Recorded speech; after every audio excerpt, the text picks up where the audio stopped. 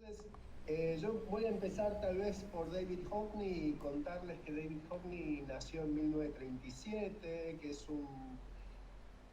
se formó como pintor, pero yo creo que ha trascendido ese lugar en convertirse en un investigador visual. También fue escenógrafo, hizo algunas puestas escenográficas y fue en sus inicios una parte fundamental de lo que se conoce como pop inglés, ¿no? Ahí digo esto de investigar las visualidades porque tal vez voy a nombrar algunos nombres o voy a nombrar algunas personas que estaría bueno que después las miren también para tener otras referencias contextuales, porque muy joven se fue a un lugar que se llama Royal College of Art, que existe actualmente, es una universidad británica, y ahí fue compañero de otros dos pintores que tuvieron mucho que ver con el pop inglés, que fueron R.B.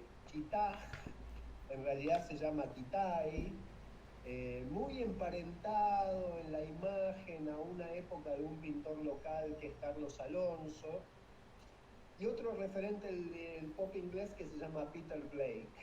Eh, Después vivió durante 30 años en Los Ángeles y ahí realizó una serie que se llamó Splash, una serie de piletas. Fue como una especie de alter ego inglés de Andy Warhol, pero a diferencia de Warhol nunca ocultó su vida abiertamente homoerótica que explicitaba en sus pinturas, por ejemplo, tomando títulos incluso de la poesía de Walt Whitman, para algunos cuadros como dos muchachos abrazándose, o una serie de piletas donde se ven cuerpos masculinos, y toda esta imagen de California y Los Ángeles muy pintada al acrílico, que era una técnica que se empezaba a usar recién en la década del 70. Lo que nosotros vamos a ver especialmente de Hockney como referentes son los trabajos que se llaman joiners, de unir, y que responden de algún modo a una investigación visual y una pretensión de este artista en relación al tiempo de la fotografía. El tiempo de la pintura es un tiempo de acumulación, y Hockney le parecía que una fracción de segundo, el tiempo que tardan las sales de plata en oxidarse en una emulsión sensible analógica fotográfica, demasiado poco para componer una imagen. Entonces, a partir de una gran inquietud, comenzó a pensar cómo se podía sumar la temporalidad del instante fotográfico para lograr algún resultado que supusiese algún tipo de intensidad similar a la de la pintura. Yo comparto un poco esa mirada con David Hockney con toda la humildad, en el sentido de pensar que así como se piensa que la fotografía es naturalista, que reproduce lo visible de una manera semejante o similar, en realidad, la pintura gestualmente suma, esa es mi opinión particular, a veces más información que una fotografía. Y esto es lo mismo que sentía Hockney, entonces empieza a sumar tiempos de fragmentos, de fracciones de segundos en estos joiners para lograr composiciones que además marcan desplazamientos en el espacio. ¿Qué más puedo decirles de David Hockney? Bueno, que es un artista que ha experimentado con todas las tecnologías. Por ejemplo, si lo buscan un poquito, van a ver que en la última época sigue vivo. Nació en el 37, o sea que tiene 83 años ahora. Y apenas apareció la tecnología del iPhone y el iPad, empezó a dibujar utilizando esa tecnología, y también en esta idea de sumar hacia una gran imagen, lo que él llama the bigger picture, hizo cuando se volvió a reinstalar en su paisaje de sus primeros años, cuando vuelve a Inglaterra después de una larga estadía en California, empieza a hacer un trabajo sobre el paisaje donde empieza a sumar pequeños fragmentos de pinturas para lograr grandes extensiones en el paisaje, un poco como hace con los joiners en fotografía, pero reproduce ese mismo sentido ya dentro de la pintura para lograr grandes pinturas de dimensiones murales, sumando fragmentos de información en la pintura. Cuando digo, no me voy a extender mucho, pero cuando digo que es un investigador, si quieren pueden buscar en internet un material que circula, que se llama El conocimiento secreto, o The Secret Knowledge, porque Hockney tiene además una investigación sobre el uso de dispositivos ópticos para la reproducción de la imagen. Es decir, él tiene una idea que a partir de el fin del 1500, el fin del 1400, se pasa de una imagen demasiado plana a una imagen más naturalista. Y bueno, su teoría que despliega en esta investigación es que se empiezan a utilizar dispositivos ópticos en la reproducción de la imagen, en la pintura del 480. Así que bueno, nada, como les digo, es un investigador súper inquieto, un gran pintor, un gran colorista, y nosotros vamos a trabajar como imagen estas sumatorias de fotografías como referentes que son los joiners de Hockney. Bueno, eso, ahí termino con Hockney. Después si hay preguntas las podemos compartir entre todo el equipo. A mí me tocó esto porque, bueno, cierta afinidad. Está bueno que por ahí, si tienen alguna pregunta los chicos, la puedan hacer ahora. Más allá de este trabajo puntual, tiene que ver con lo que van a hacer quizás durante todo el año. Algo interesante de Hockney a lo largo de su vida es cómo va cambiando la forma en que trabaja la imagen cuando cambia el contexto. O sea, si pueden ustedes buscar, Gaby habló, ¿qué dos muchachos abrazándose habías nombrado? Sí, una de la década del 70, una de las primeras pinturas de California. Bueno, eso es de Hockney en Nueva York. Cuando Hockney, las otras series de las que habló Gaby, de muchachos en piletas y con palmeras y cielos, Hockney en California. Quizás les puede servir a ustedes a la hora de pensar estas imágenes para ver de qué forma el contexto tiene que ver con lo que ustedes están trabajando. Cómo los afecta, y bueno, no sé, pueden pispear un poco de eso, cómo manejaba, qué paleta usaba en un lugar, qué paleta usaba en la otra, qué tipo de línea usaba en un lugar y qué tipo de línea usaba en la otra. Me parece que estaba bueno decirlo, sobre todo por esto de los contextos y cómo han cambiado, ¿no? Cambio y fuera.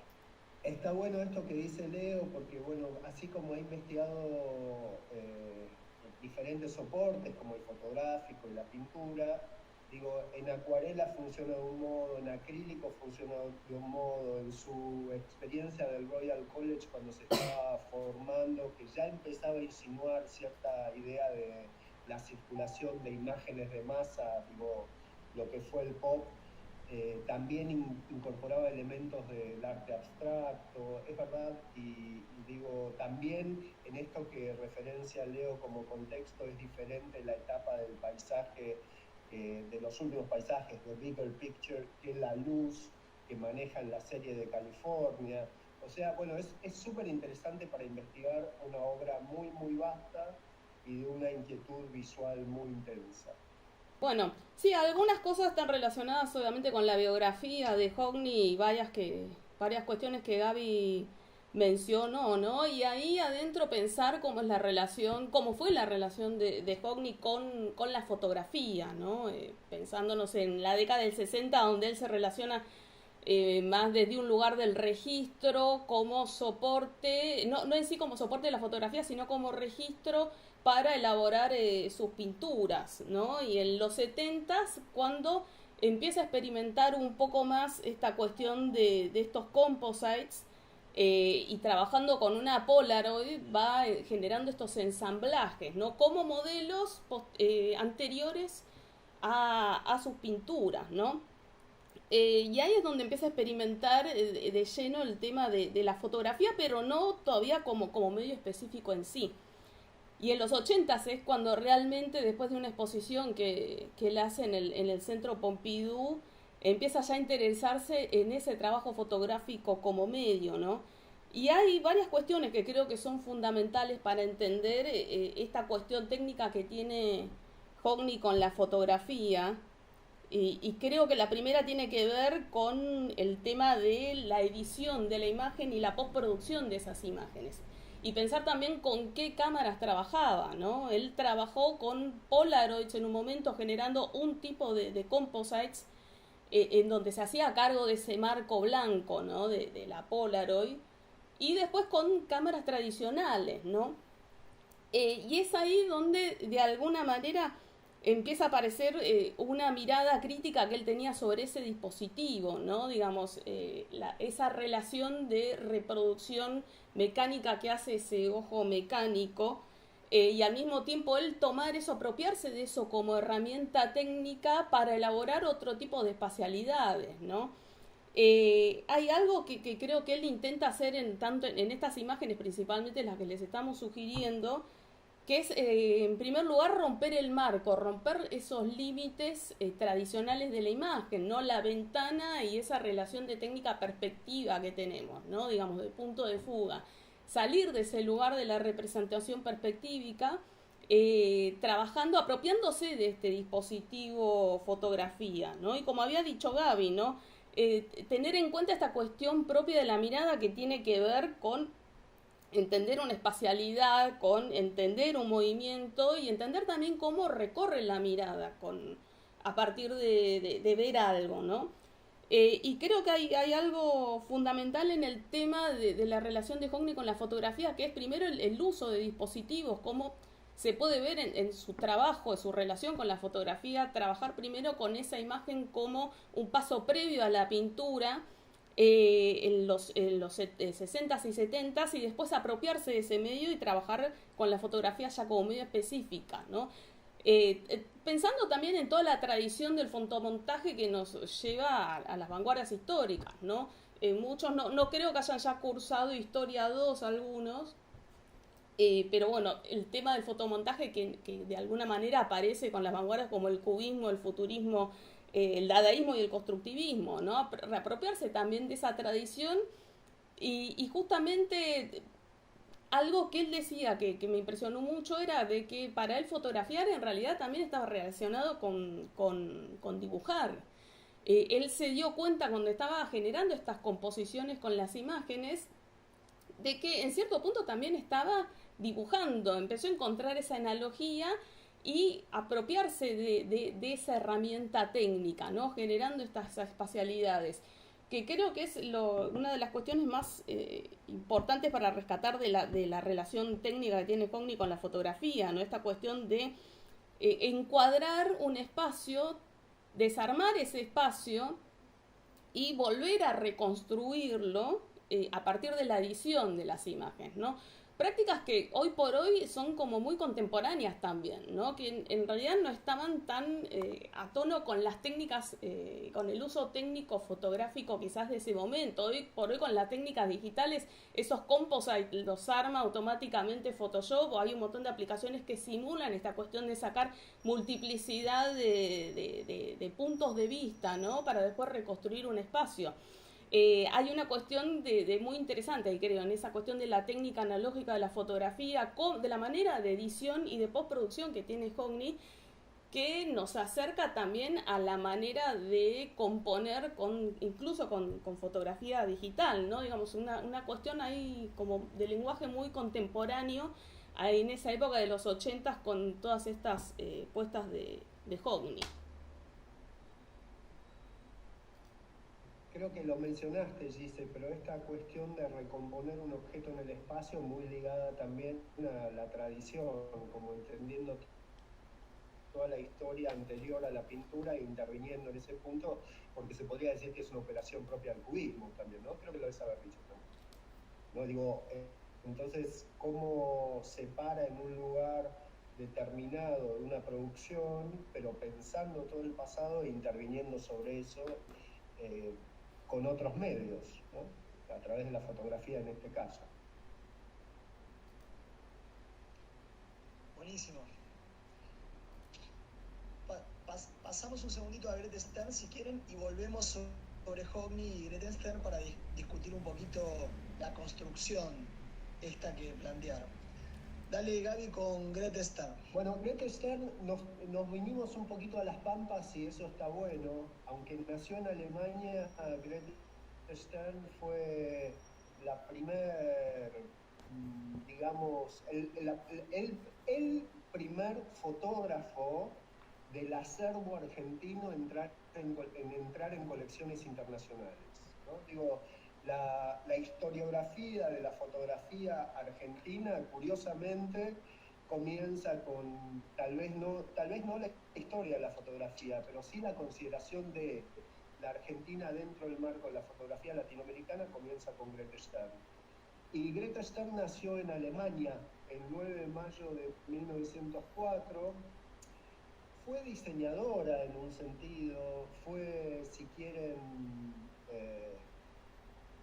esta palabra tan difícil, intervino en publicidad y asistió a la Bauhaus, donde conoció a Horacio Coppola, donde iba a forjar que fue otro gran fotógrafo que falleció en el 2012, que nació en 1906, y ahí iba a forjar su destino argentino, un poco ligado, Leo, que andás por ahí a la zona oeste, porque vivió entre Morón y Ramos Mejía en toda su estadía, en toda su vida en la Argentina, con Horacio Coppola por lo menos.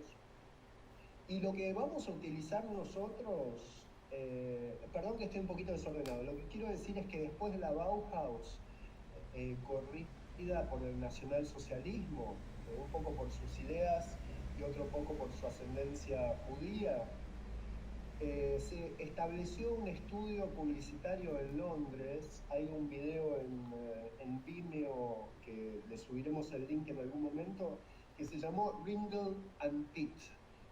Y es muy curioso porque aún en el contexto inglés, en la década, estaba en un barrio muy elegante de Londres que se llamaba St. John Wood, aún en el contexto inglés de 1934 era muy raro que mujeres interviniesen en el mercado publicitario a través de imágenes producidas en su propio laboratorio. A veces podían estar, esa producción de imagen femenina podría estar en relación a otros grandes estudios de publicidad, pero la sociedad que hace con esta mujer que se llama Ellen Auerbach, que después se queda en Nueva York, y Greta Stern decide venirse con Horacio Coppola para la Argentina en 1934, era muy inusual. Y también sus producciones eran muy inusuales, porque muchas veces maquetaban en estudio el cuerpo femenino, o intervenían algunas partes de su propio cuerpo en la generación de imágenes que realizaban. Los trabajos que vamos a usar nosotros como disparadores para pensar la espacialidad del cuerpo en el encierro son los trabajos que fueron realizados por encargo, por un encargo un poco curioso de una revista que se llamaba Idilio, que era una revista para un público femenino en la década del 50. Estos creo que funcionaron entre 1948 y 1952, aparecieron estos fotomontajes, que son más de 300, y curiosamente Greta Stern los consideraba trabajos, no los consideraba como obra artística, con lo cual fue muy difícil recuperar el archivo. A veces ella realizaba estos fotomontajes y realizaba una toma y no le prestaba mayor importancia y mandaba la toma a la editorial, y los textos que ilustraban eran ilustraciones, estas imágenes eran ilustraciones a cartas que escribían las lectoras, describiendo sus sueños, sus pesadillas, las cosas que las atormentaban. Y digo las porque era un público principalmente femenino, era una revista para la mujer de la década del fines del 40 hasta 1952. Y los textos los escribía alguien que fue fundante en la historia de la sociología argentina, que se llamaba allí, tendrá alguna circulación anterior en otra universidad, en otra facultad de la Universidad de Buenos Aires, pero los textos, ¿sabías? De los sueños, Adrián, los escribía. Sí, están editados. editados. Era una colaboración muy extraña. Y digo, lo último que quiero decir es que esto fue las primeras imágenes producidas en la Argentina en entrar en circulación en el coleccionismo fotográfico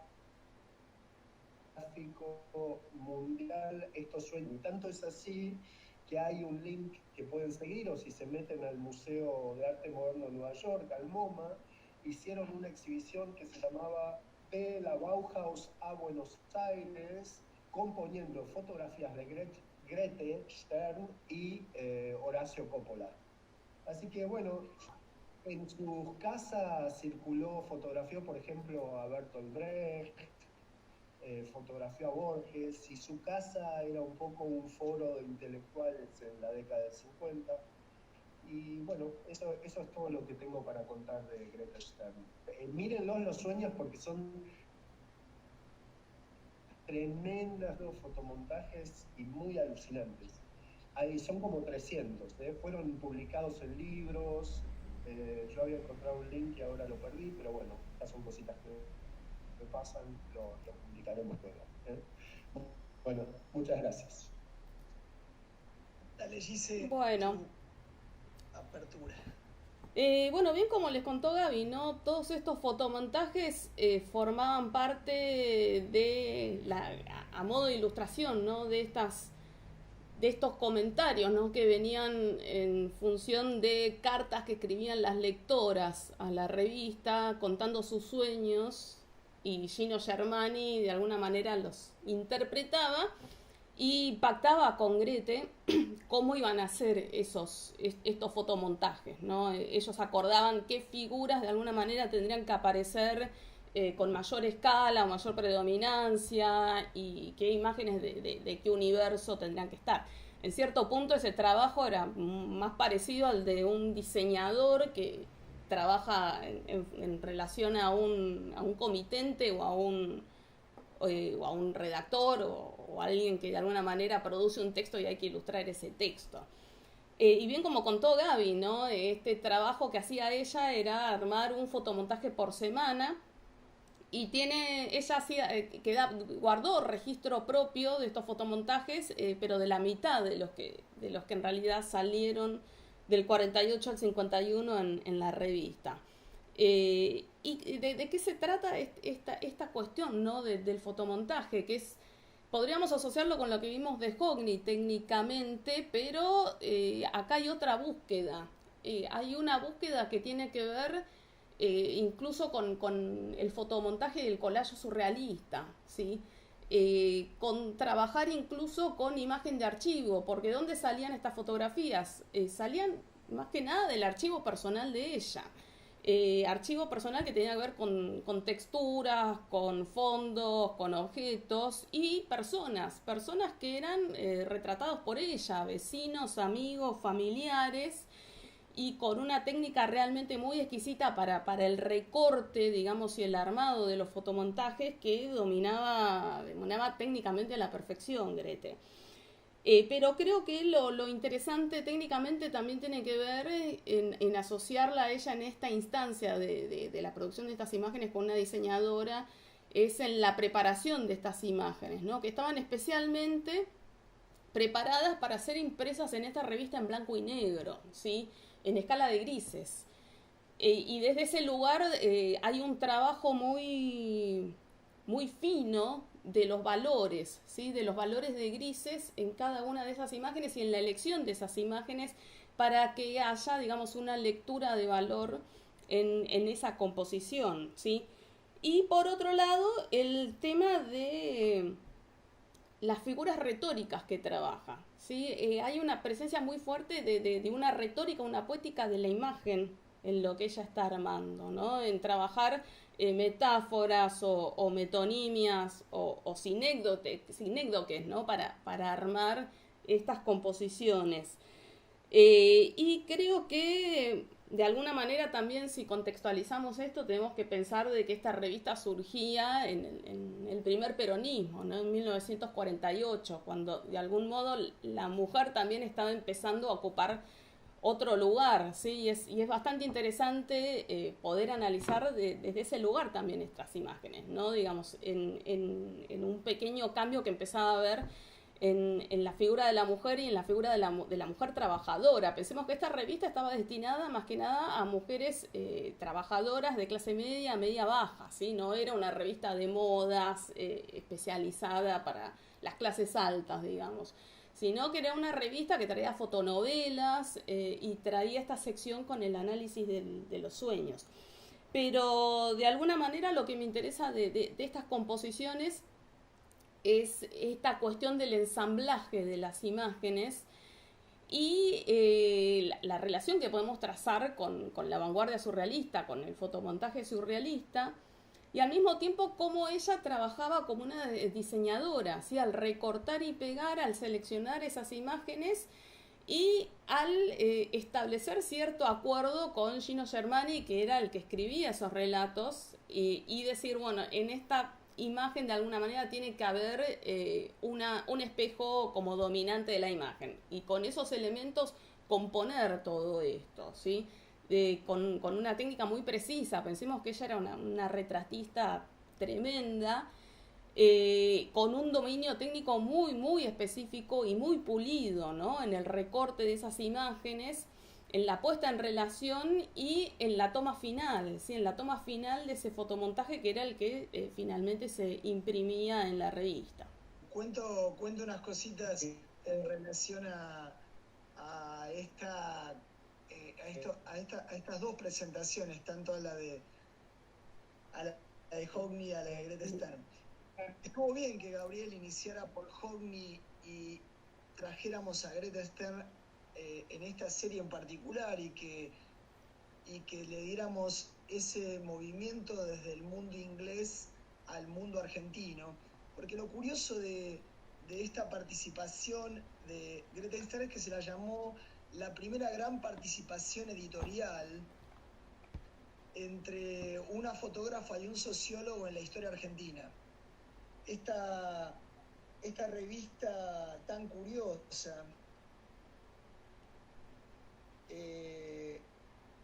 Idilio, que Gisela presentó como una revista de la cultura popular argentina allá en 1948, tenía una curiosidad importante. Se preguntaba por la tradición psicoanalítica que tenía ya alto peso en la Argentina de ese momento, pero a su vez, aún más curioso, las lectoras de los artículos de Gino Germani que componía con Greta Stern no eran lectoras de los grandes textos sobre los sueños, especialmente la interpretación de los sueños de Freud, que tuvo una gran traducción en la Argentina de principios de siglo. En 1905, ese libro de Freud, que se editó en 1900 en Alemania, tuvo una gran traducción y Greta Stern era una fanática de este libro. Por esa razón quería contar esta anécdota. Greta Stern, fanática de la interpretación de los sueños de Freud, comenzó a trabajar allá por 1948 con el sociólogo Gino Germani, el director mucho tiempo de la naciente Facultad de Sociología en la Argentina. Comenzó a trabajar justamente invitándolo, ella a él, esto es lo que quería contar como anécdota, a revisar los textos de Freud a la luz de la cultura popular argentina. Ese es un detalle muy, muy bello, porque Greta Stern se revela ahí no solo como una gran fotógrafa, sino como una gran lectora, y a su vez con una marca feminista extraordinaria, que es provocar al gran sociólogo argentino de ese momento a revisar la literatura de Freud para pensar la cultura popular argentina. De hecho, salieron muchos números de esta revista, es un gran diseño editorial popular para la época.